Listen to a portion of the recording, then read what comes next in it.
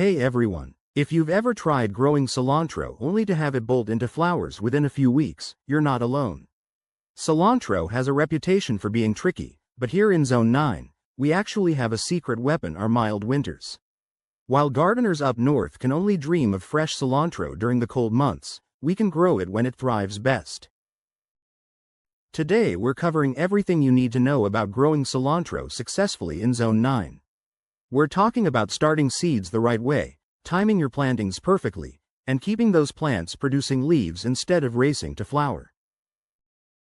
Cilantro is one of those herbs that seems simple until you try it. The plants bolt quickly in heat, they don't transplant well, and when you understand what this herb needs, it becomes incredibly rewarding to grow. Whether you want cilantro for salsa, guacamole, curry, or you're growing it for coriander seeds, this guide will walk you through the entire process. We'll cover seed starting, the best planting windows for Zone 9, container and garden bed setups, and how to extend your harvest as long as possible. So let's dive in and turn you into a cilantro growing expert.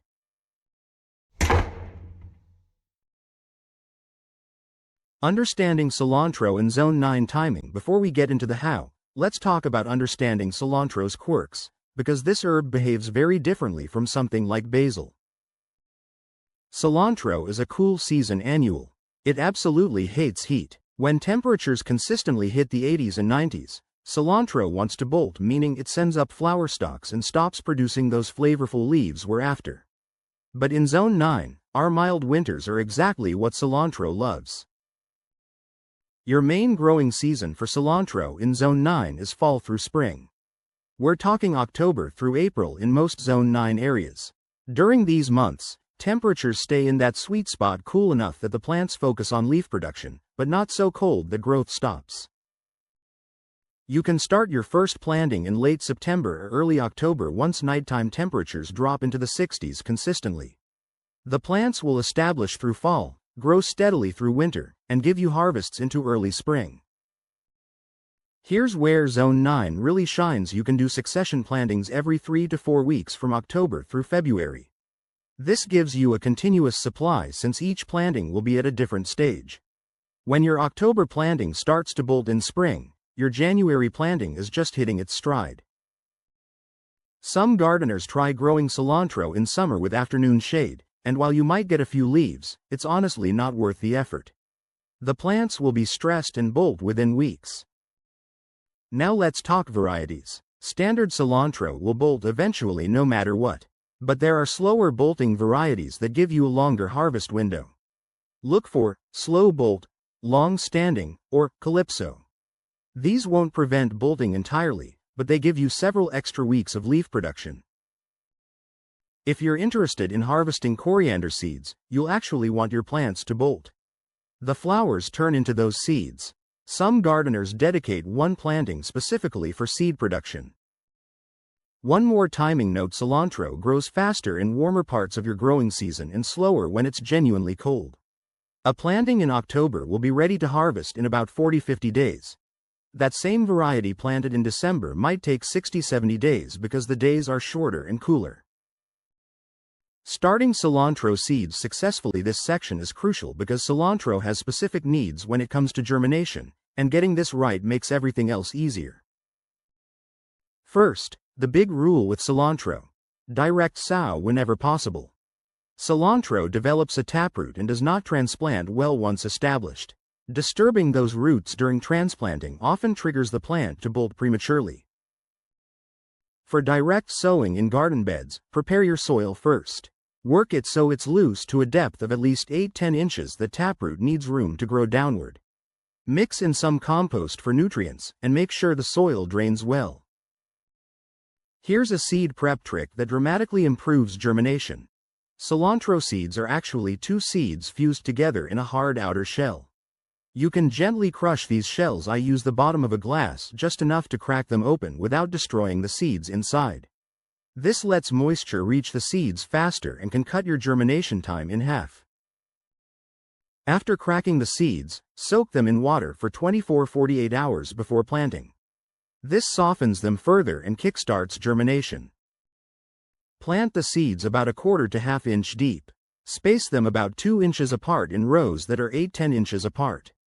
The seeds are cheap, so overseed a bit because not every seed will germinate. Water gently but thoroughly after planting. Keep the soil consistently moist but not waterlogged until you see sprouts. In October, when it's still warmish, you'll see sprouts in 7–10 days. In December or January, it might take 14–20 days. Once seedlings emerge and develop their first true leaves, the jagged-edged leaves that look like actual cilantro, thin them to about 6 inches apart. You can eat these thinnings. Now, if you want to start seeds in containers, here's how to do it right. Use individual cells or pots that are at least 3–4 inches deep. Peat pots or paper pots that you can plant directly into the soil are ideal because you never disturb the roots.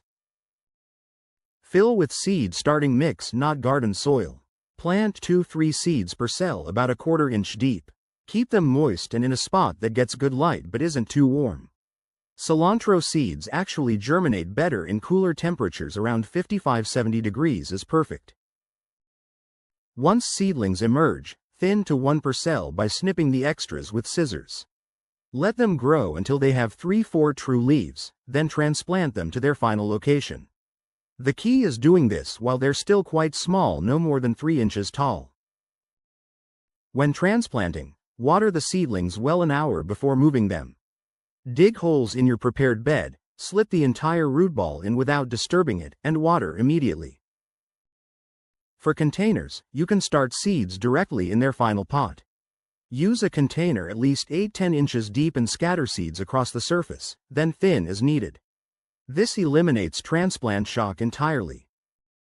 Soil, containers, and growing setup. Let's talk about creating the perfect environment for your cilantro to thrive, whether you're growing in the ground or in containers. For garden beds, cilantro wants loose, well-draining soil rich in organic matter.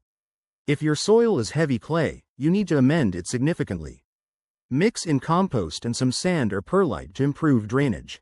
That taproot needs to push down easily. The pH range cilantro prefers is 6.2 to 6.8, slightly acidic to neutral. Work compost into the top 8–10 inches of soil before planting. A couple inches of compost is usually sufficient. Spacing in the garden bed matters for air circulation. Give plants about 6 inches of space once thinned. This allows each plant to develop fully and reduces the risk of fungal issues. One thing to avoid: don't add mulch around cilantro. It can hold too much moisture against the crown of the plant, creating conditions for rot and fungal disease. For container growing, cilantro does fantastic in pots, and this is actually my preferred method because you have total control. Choose containers that are at least 8–10 inches deep to accommodate those taproots.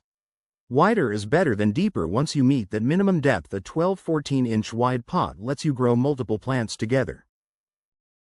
Drainage is critical. Make sure your containers have multiple drainage holes. For potting mix, use a quality container mix, never garden soil, which compacts in pots. You can mix in about 20% compost for nutrients and a handful of perlite if the mix seems too dense. Use unglazed terracotta or light-colored pots if possible. These allow excess moisture to evaporate through the sides and keep the root zone cooler, which cilantro appreciates. Whether in beds or containers, location matters.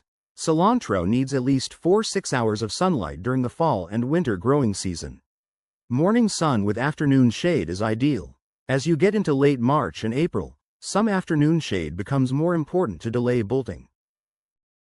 If you're container growing, you can start your pots in full sun in October and then move them to shadier spots as needed when spring arrives.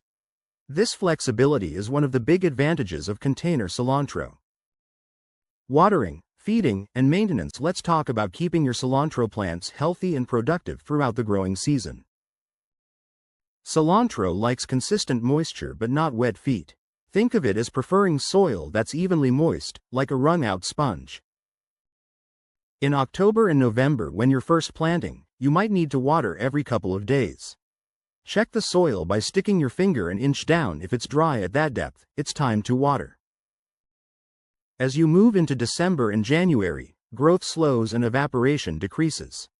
You might only need to water once or twice a week, sometimes less if you're getting winter rains. Overwatering during cool periods is actually one of the biggest mistakes people make. Come February and March, when temperatures start warming up, you'll gradually need to increase watering frequency. By April, you might be back to watering every other day, especially for container plants. For container cilantro, pay extra attention because pots dry out faster than garden beds. Feel the weight of your container when it's freshly watered versus when it's dry.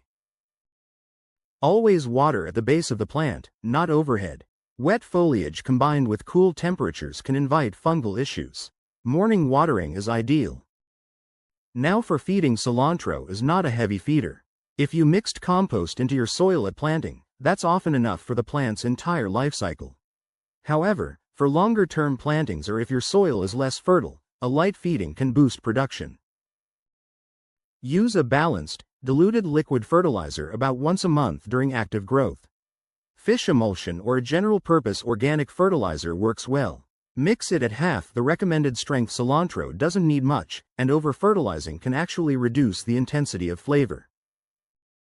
For container plants, you'll need to fertilize more regularly than in-ground plants because nutrients leach out with watering. A light feeding every 2-3 weeks keeps container cilantro happy. General maintenance is minimal with cilantro. Remove any dead or yellowing leaves at the base of the plant.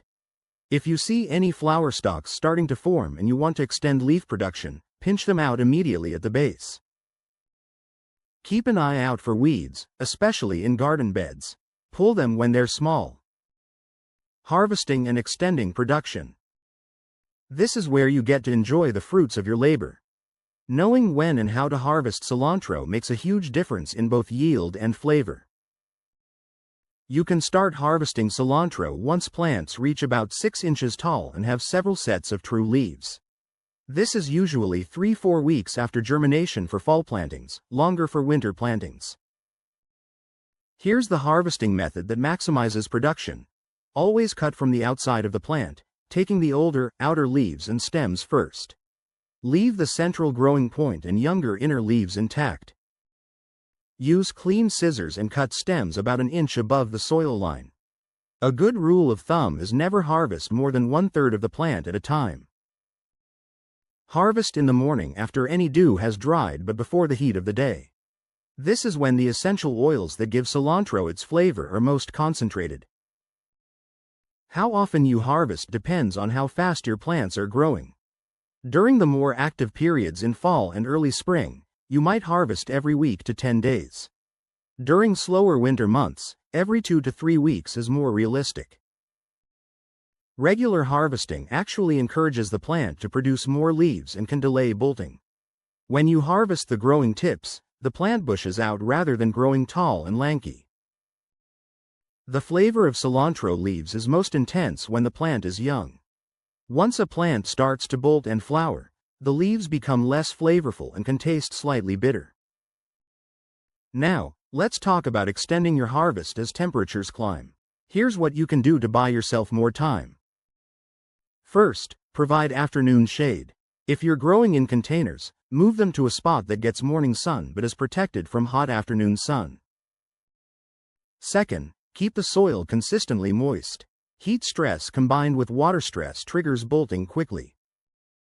Third, harvest frequently and aggressively.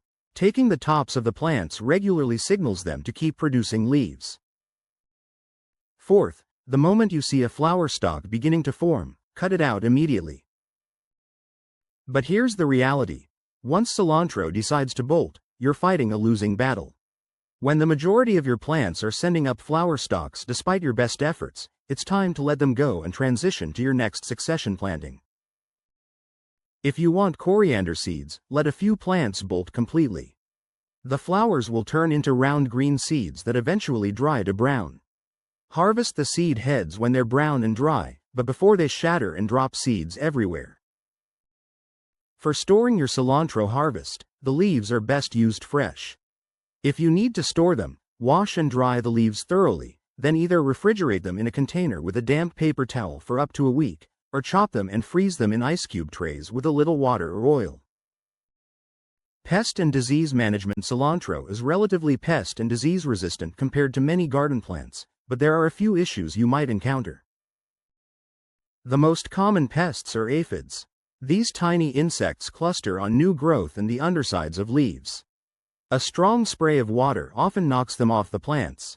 For persistent issues, insecticidal soap works well. Spray in the evening to avoid leaf burn. Leaf miners occasionally show up. You'll see squiggly lines on the leaves where the larvae tunnel through. The damage is usually cosmetic, and since you're harvesting outer leaves regularly, you can simply remove affected leaves and discard them.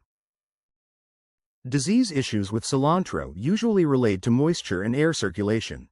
Fungal problems like powdery mildew or leaf spot can appear during prolonged damp conditions or if plants are crowded. Powdery mildew looks like white or gray powder dusted on leaves. Prevention is the best approach. Proper spacing, watering at the base of plants, and avoiding overhead watering. If you do see powdery mildew, remove affected leaves immediately. Leaf spot diseases show up as brown or black spots on foliage. Water in the morning so leaves dry during the day, ensure good spacing between plants, and remove any affected foliage promptly. Root rot can occur if soil stays too wet, especially in containers without adequate drainage. The plant will suddenly wilt even though the soil is moist.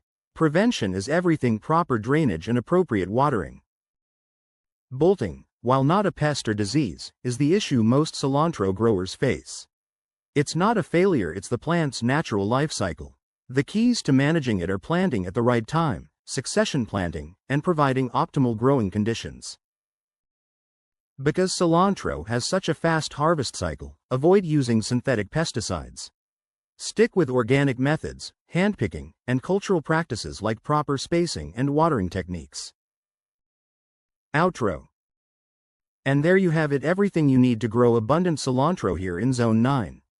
We've covered the best planting windows to take advantage of our mild winters, detailed seed starting techniques, proper soil and container setup, watering and feeding strategies, harvesting methods that maximize your yield, and how to manage the few pests you might encounter. The key takeaway with cilantro is working with its nature instead of fighting it. This herb wants cool weather, consistent moisture, and regular harvesting. Give it those things, and you'll have more fresh cilantro than you know what to do with through fall, winter, and spring. Remember that succession planting is your secret weapon. Plant every few weeks from October through February, and you'll have a continuous supply even as individual plantings bolt and finish their cycle. And don't be discouraged when your plants eventually flower. That's what they're supposed to do. The fact that we can grow cilantro through our Zone 9 winters when it's impossible in colder climates is something to celebrate. If you try growing cilantro using these techniques, I'd love to hear how it goes. Drop a comment below and let me know which variety you planted or any challenges you run into. That's all for now. Subscribe to see more.